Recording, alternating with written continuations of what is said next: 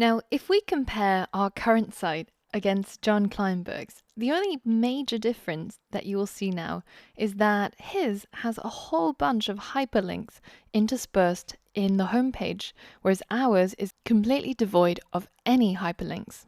So if we think back to what HTML stands for, we've talked about the markup language part already, but we haven't yet talked about the hypertext part of HTML. So hypertext is basically just a bunch of text documents that can be linked together using these hyperlinks. So when you click on one of them, it takes you to a different text document, and then you click on a link there and it takes you to another different text document. And that's where the HT part of HTML comes from. And in fact, if you're interested, there's even a game called the Wiki Game, where you have a starting Wikipedia article and a goal Wikipedia article, and you have to click through the links on Wikipedia to try and navigate to the goal article. And it's basically an association game that's played using hyperlinks. Now, what are these links made of? If you have a look at each and every one of these links, if you right-click on it and click Inspect, you know that you can bring up the Google Chrome developer tools. And if we have a look, you can see that it's actually pointing towards a tag with a hyperlink reference to the destination that this link is going to take you to. And before the A tag gets closed, that's the link text. So in this case, it's the word computer science that gets underlined, and when you click on it, it takes you to cs.cornell.edu. So let's go ahead and implement this for our website. So there's many places where maybe you'd want to direct people away. So maybe I can link them to the App Brewery's website here. Or I could show them examples of me brewing beer or me riding motorcycles. So let's go ahead and try that in code. So the first place that I want to add a link to is this part where it says the App Brewery. So I'm going to put an A tag or an anchor tag just in front and close the A tag just behind. And if you want to have a look at the structure of the anchor tag, then as you remember, you can always go to the MDN web docs and you can read all about the anchor element and all of its attributes. Now, the main attribute that we're going to be concerned with is the href. And this is a URL that the hyperlink is going to point to, or the destination of that hyperlink. So in my case, the destination is going to be appbrewery.co. And if I just copy that, then I can head over here and add an A tag or an anchor tag just before where it says the App Brewery. And this is what the autofill is going to write for me. So let's have a look at the structure in a bit more detail. So as with the other HTML elements we've seen, the anchor tag has the A as the element name. And then the most important attribute that you're going to find yourself using is the href. And this is set to equal the link destination. So where are you going to take your user when they click on this link? And the anchor tag is not a self-closing tag, so it has a closing tag at the end. And between the open tag and the closing tag is our link text. So that's the bit of text that's going to be underlined and highlighted in blue so that the user knows that when they click on this word, this is going to take them to that link. So in our case, our href is going to be this URL. And between the open anchor tag and the closing anchor tag, we're going to put the link text, so the bit of text that's going to be underlined.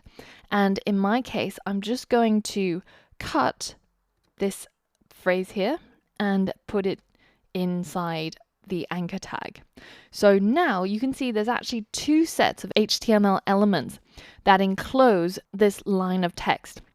It is simultaneously going to be strong, i.e. bolded, and it's also going to act as a link to the appbrewery.co website. So if we hit save and let's go back over here and hit refresh, you can see that this has now been underlined and it's highlighted in a different color. Now, by convention, the highlight is going to be blue if it's a link that we've never clicked on, and it's going to be purple if we have clicked on it in the past. And just to confirm, if we click on it, it takes us to appbrewery.co.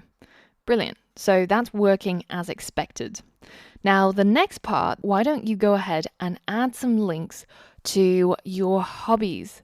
So, you know how they say in interviews you should always prove that you've done what you say you've done? Go ahead and add some links, maybe to images on the internet or to YouTube videos, anything that you like. And it doesn't have to be in your hobbies. It could be in your books and teaching or education or any part of your website, basically. So go ahead and pause the video and add some more links. So adding links to the ordered list or the unordered list is exactly the same as what we've done up here.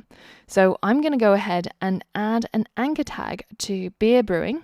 So I'm going to hit enter to create my anchor tag. I'm going to put the words beer brewing in between my anchor tag so that will act as the link text. And my href is going to be a YouTube video that I've got where I show people my beer brewing. So let's go ahead and copy that and paste it into here. And then I'm going to add another anchor tag here just to fill up the motorcycle part.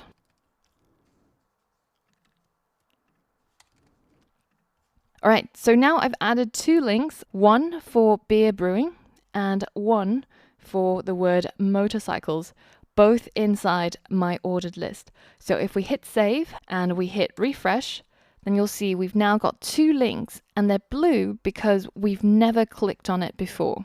So if I hold down the command button on my keyboard or control on Windows and click on each of these links, then they'll open up in new tabs and we can have a look at my evidence that I have indeed done some beer brewing or motorcycling. So now that we've seen how to create some anchor tags that point to links on the internet, what if I wanted to create a separate page for the My Hobbies section and I wanted to create a link that linked to my own page? So let's head back into Atom, and inside this HTML personal site folder where we've got our index.html, so this file, I'm going to right click and I'm going to click new file. And the new file is going to be called hobbies.html. And it's going to be created inside the same folder as index. So you can see they're at the same hierarchical level. Now for hobbies HTML, I'm first going to add the HTML boilerplate code. And the title is going to be My Hobbies. In the body, I'm just going to copy all of this and I'm going to hit Command X or Control X to cut. And then I'm going to paste it over here. So now if I hit save for hobbies and I go back to the index.html and I create a new anchor tag, and it's going to have the link text of my hobbies. And the href is going to be the file name. So in this case, it will be hobbies.html.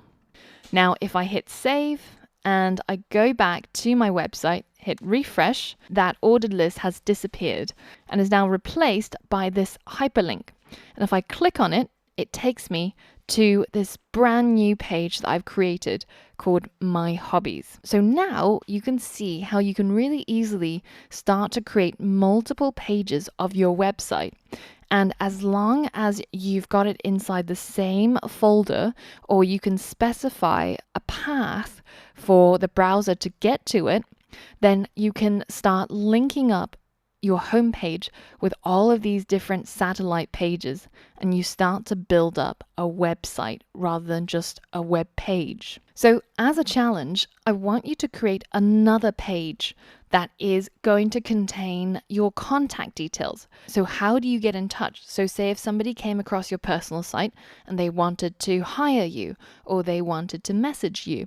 Now it's probably quite cluttering to have it on the home page. So we want to create another link down here that says contact me.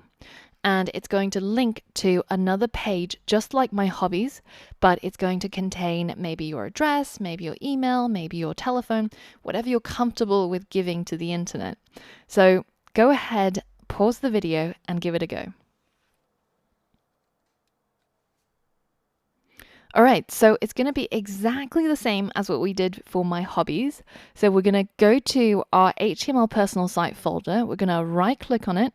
We're going to create a new file, and this is going to be called contactme.html.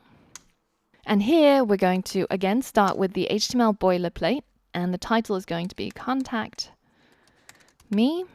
And in the body, we're going to have an H1, that's my contact details.